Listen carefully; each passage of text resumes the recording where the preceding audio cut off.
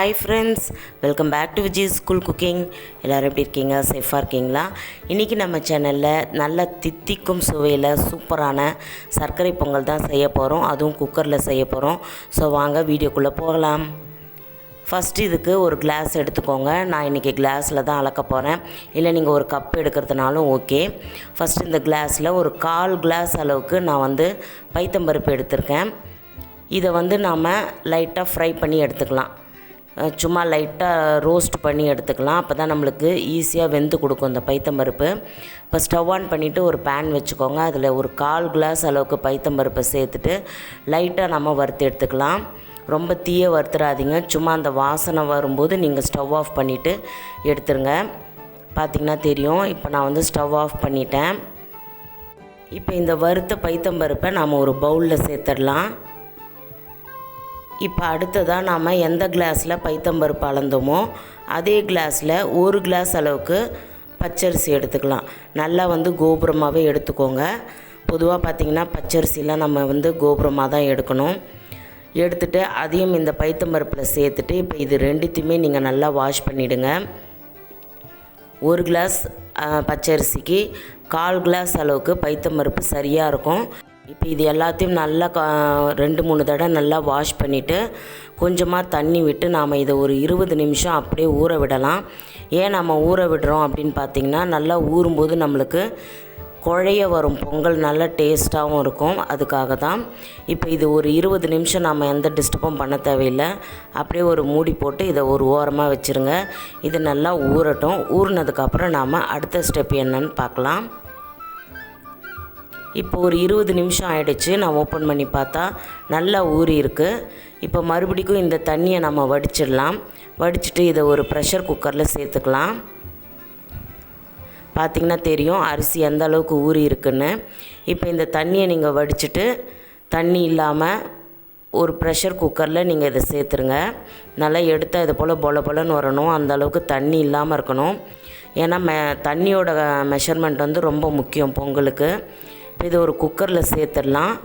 அடுத்ததாக நம்ம எந்த கிளாஸில் அரிசி பருப்பு அளந்தோமோ அதே கிளாஸில் 6 கிளாஸ் அளவுக்கு தண்ணி சேர்க்கணும். ஏன் 6 கிளாஸ் சேர்க்குறோன்னு பார்த்திங்கன்னா, நல்லா குழைய வந்தால் தான் நம்மளுக்கு பொங்கல் டேஸ்ட்டாக கிடைக்கும். நீங்கள் 5 கிளாஸ் தண்ணி அதில் 1 கிளாஸ் அளவுக்கு பால் கூட சேர்க்கலாம்.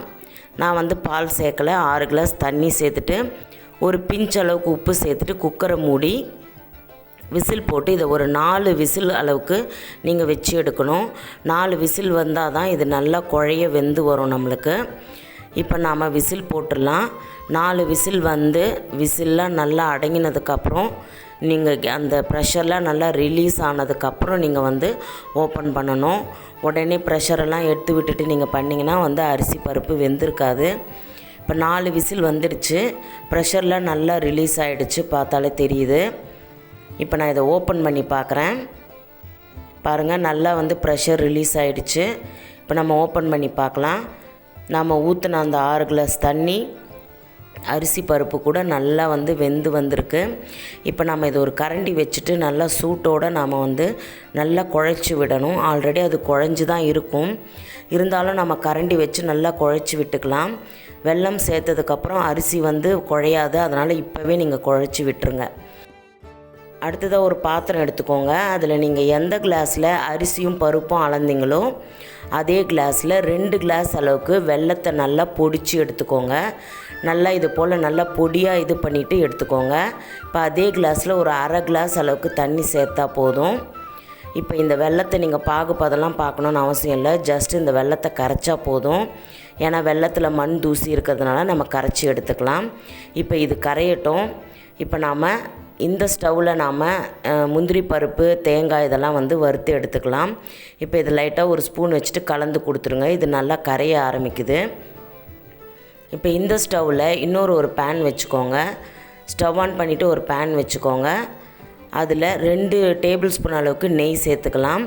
நான் மொத்தமாகவே இதில் ஒரு 3 டேபிள் ஸ்பூன் தான் நெய் சேர்த்துருக்கேன். உங்களுக்கு இப்போ நெய் நல்லா உருகினதும் நான் கொஞ்சமாக வந்து தேங்காவை இதை போல் சின்ன சின்ன பீஸாக கட் பண்ணி எடுத்து வச்சுருக்கேன். இதை நல்லா வந்து கோல்டன் ப்ரௌன் கலரில் வறுத்துக்கலாம். இது போல் நீங்கள் தேங்காவை வந்து வறுத்தும் போடலாம், இல்லை தேங்காவை நல்லா துருவி பொடியாகவும் நீங்கள் சேர்த்துக்கலாம். நீங்கள் இந்த மாதிரி நெய்யில் வந்து நல்லா ப்ரௌனாக வறுத்து போடும்போது இன்னும் கூடுதலாக நம்மளுக்கு வந்து அங்கங்கே பொங்கல் சாப்பிடும்போது இந்த தேங்காய் கடி போடும்போது ரொம்ப டேஸ்ட்டாக இருக்கும். கூடவே முந்திரியும் திராட்சையும் கொஞ்சம் கொஞ்சம் சேர்த்துட்டு நல்லா வந்து வறுத்து எடுத்துக்கலாம். இப்போ இந்த சைடு பாருங்கள், நம்மளுடைய வெல்லம் வந்து நல்லா கரைஞ்சிடுச்சு. நான் ஸ்டவ் ஆஃப் பண்ணிட்டேன். வெல்லம் நல்லா கரைஞ்சி சூடாக இருக்குது. இந்த சூடான பதத்திலே நாம் வந்து பொங்கலில் சேர்த்துக்க போகிறோம். இப்போ பார்த்திங்கன்னா பொங்கல் நல்லா மிக்ஸ் பண்ணி விட்டுட்டோம். இப்போ ஒரு ஃபில்டர் ஒன்று வச்சுட்டு நீங்கள் வெள்ளை தண்ணியை இதில் சேர்த்துக்கலாம். நல்லா வெல்லம் தண்ணி சூடாக இருக்கும்போதே சேர்த்துருங்க. அப்போ தான் நம்ம அந்த பொங்கலோட வந்து நல்லா மிங்கிளாகி நம்மளுக்கு சூப்பரான டேஸ்ட்டாக கிடைக்கும் பொங்கல். இப்போ நல்லா வந்து மிக்ஸ் பண்ணிவிட்டு இப்போ ஸ்டவ் ஆன் பண்ணிவிடுங்க. ஸ்டவ் ஆன் பண்ணிவிட்டு மறுபடியும் கொஞ்சம் நேரம் நல்லா மிக்ஸ் பண்ணுங்கள். நான் 1 ஸ்பூன் அளவுக்கு ஏலக்காய் தூள் இடித்து வச்சுருக்கேன், அதை சேர்த்துக்கிறேன். அடுத்ததான் நம்ம வறுத்து வச்சுருந்த அந்த முந்திரி திராட்சை தேங்காய் இது எல்லாம் அந்த நெய்யோடு அப்படியே கொட்டிட்டு நல்லா வந்து கிளறி விடுங்க. இப்போ ஸ்டவ் ஆன் பண்ணிவிட்டு நல்லா ஹை ஃப்ளேம்லேயே வச்சுட்டு நீங்கள் நல்லா கிளறி விடலாம். பொங்கல் வந்து நம்மளுக்கு அந்த அரிசியெல்லாம் வந்து நல்லா வெந்து குழைய இருக்கும். இப்போ இதை நல்லா ஸ்டவ்வில் ஒரு 2 நிமிஷம் வச்சுட்டு நல்லா மிக்ஸ் பண்ணிகிட்டே இருங்க.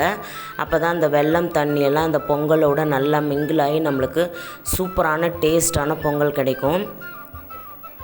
இப்போ ஆல்மோஸ்ட் நம்மளுடைய பொங்கல் வந்து ரெடி ஆகிடுச்சு. இப்போ இந்த ஸ்டேஜில் உங்களுக்கு கோவிலில் தர பொங்கல் மாதிரி இருக்கணும். அந்த ஸ்மெல் கோவிலில் தரும்போது ஒரு ஸ்மெல் வரும் பார்த்திங்களா, அந்த வாசனை வரணும் அப்படின்னு நினச்சிங்கன்னா இதில் கொஞ்சமாக ஜாதிக்காயை துருவி சேர்த்துக்கோங்க. அதே சமயம் கொஞ்சமாக பச்சை கற்பூரம் சேர்த்திங்கன்னா நம்ம கோயிலில் தர பொங்கல் மாதிரியே இருக்கும். நான் வந்து இதில் சேர்க்கல, உங்களுக்கு வேணும்னா நீங்கள் அதை கொஞ்சம் கொஞ்சமாக சேர்த்துக்கோங்க. அவ்வளோதான் ஃப்ரெண்ட்ஸ், நம்மளுடைய சக்கரை பொங்கல் சூப்பராக ரெடி ஆகிடுச்சு. வர பொங்கலுக்கு நீங்கள் குக்கரில் இது போல் பொங்கல் செஞ்சு செலிப்ரேஷன் பண்ணுங்கள். எல்லாருக்குமே இனிய பொங்கல் திருநாள் வாழ்த்துக்கள். ஓகே ஃப்ரெண்ட்ஸ், நம்ம சேனலில் நிறைய பொங்கல் ரெசிபீஸ் போட்டிருக்கோம். வீடியோ செக் பண்ணி பாருங்கள், ப்ளேலிஸ்ட் செக் பண்ணுங்கள். நான் டிஸ்கிரிப்ஷனில் லிங்க்கும் தரேன், செக் பண்ணி பாருங்கள். எண்ட்லேயும் கொடுக்குற மேலே ஐ பட்டன்லேயும் தரேன், செக் பண்ணி பாருங்கள். ஓகே ஃப்ரெண்ட்ஸ், இந்த வீடியோ கண்டிப்பாக உங்களுக்கு ஒரு யூஸ்ஃபுல்லான வீடியோவாக இருக்கும். கண்டிப்பாக பிடிச்சிருக்கும்னு நினைக்கிறேன். இந்த வீடியோ பிடிச்சிருந்தால் இதுக்கு ஒரு லைக் பண்ணுங்கள், உங்கள் ஃப்ரெண்ட்ஸ் ரிலேட்டிவ்ஸ்க்கு ஷேர் பண்ணுங்கள். மறக்காமல் நம்ம சேனலை சப்ஸ்கிரைப் பண்ணி பெல் ஐக்கானும் ஆல்ல செட் பண்ணிக்கோங்க. அப்போ தான் நான் போடுற வீடியோ உங்களுக்கு உடனுக்குடன் நோட்டிஃபிகேஷன் வரும், நீங்கள் பார்த்து என்ஜாய் பண்ணலாம். நெக்ஸ்ட் ஒரு இன்ட்ரெஸ்டிங்கான வீடியோவில் சந்திக்கலாம். until then, it's bye from Vijis. Thanks for watching. Once again எல்லாருக்கும் விஷ் யூ ஹாப்பி பொங்கல்.